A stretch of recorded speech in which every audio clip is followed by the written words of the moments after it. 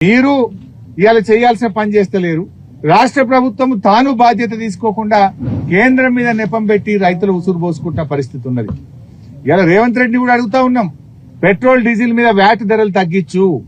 ఇలా ధరలు పెరిగితే అటు కేంద్రం పెంచా ఇటు రాష్ట్రం పెంచా, ఇద్దరి మధ్యలో రైతు నగిలిపోతున్నాడు, పేదవాళ్లు నలిగిపోతున్నటువంటి పరిస్థితి ఉన్నది. ఇవాళ కేంద్రం 3 సార్లు పెట్రోల్ డీజిల్ ధరలు పెంచితే దాని మీద రాష్ట్ర ప్రభుత్వం కూడా పెంచింది. రాష్ట్ర ప్రభుత్వం పేదల మీద ఈ నెలలో పెట్రోల్ డీజిల్ మీద వేసిన భారం 2,000 కోట్ల రూపాయలు. ఇటు రాష్ట్రం 2,000 కోట్లు పెంచింది, అటు కేంద్రం 3,000 కోట్లు పెంచింది. ఇద్దరు కలిసి 5,000 కోట్ల భారం పెట్రోల్ డీజిల్ మీద, రైతుల మీద, మధ్యతరగతి ప్రజల మీద వేసినారు.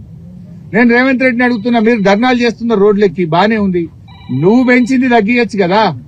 రాష్ట్ర ప్రభుత్వం ఏదైతే 27% వ్యాట్ పెట్టిందో ఆ 27% వ్యాట్ ను తగ్గించండి, 10% వ్యాట్ తగ్గించండి. ఇలా రైతులకు భారం పెరుగుతుంది. రేపు ట్రాక్టర్ దున్నాలంటే నిన్నటిదాకా ఒక కిరాయి ఉంటుంది, రేపు 200 కిరాయి పెరుగుతుంది. వరి కోత మిషన్ కు కిరాయి పెరుగుతున్నది. మరి రైతుకు ఇటు యూరియా ధర పెంచిండ్రు, డిఏపి ధర పెంచిండ్రు, పెట్రోల్ డీజిల్ ధర పెంచిండ్రు, కానీ మద్దతు ధర మాత్రం పెంచలేరు. ధరలు పెంచుతున్నారు, పంట కొంటలేరు, రైతులు ఇబ్బంది పెడుతున్న పరిస్థితి ఉన్నది. సో ఇప్పటికైనా ప్రభుత్వాన్ని మేము కోరేది ఒక్కటే, నిన్న రాష్ట్ర వ్యాప్తంగా కూడా వర్షాలు పడి పంట అంతా కూడా తడిచిపోయింది.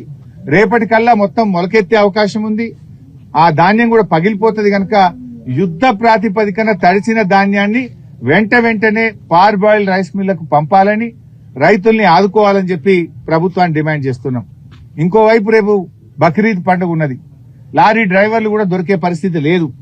అవసరమైతే ఆర్టీఏ అధికారులను కూడా రంగంలో దించి రోడ్డు మీద వెళ్తున్న ఇసుక లారీలు ఇవ్వండి. ఇసుకను ఒక వారం 10 రోజుల పాటు ఇసుక తవ్వకాలు ఆపేయండి. ఇసుక లారీలన్నీ కూడా వడ్ల కోసం వాడండి. ఒక 4-5 రోజులు ఇసుక ఆపితే పోయేదేం లేదు కదా. ఇసుక లారీలు 1000 మంది ఇసుక లారీలు ఉన్నాయి. వాటన్నిటినీ కూడా ఇటు ధాన్యం తరలించడం కోసం పెట్టాలి, ట్రిప్పులు పెంచాలని చెప్పి ప్రభుత్వాన్ని డిమాండ్ చేస్తున్నాం. ఇసుక ఒక వారం రోజులు ఆపితే మొత్తం వడ్లు అయిపోతాయి కదా. మీకు రైతులు ముఖ్యమా, ఇసుక మీద ఆదాయం ముఖ్యమా? ఆలోచించండి. వారం రోజులు ఆపి మొత్తం ఇసుక లారీలన్నీ కూడా ధాన్యానికి ఉపయోగించాలని చెప్పి కూడా ప్రభుత్వాన్ని కోరుతా ఉన్నాం. డీజిల్ మీద వేసిన భారం 2,000 కోట్ల రూపాయలు.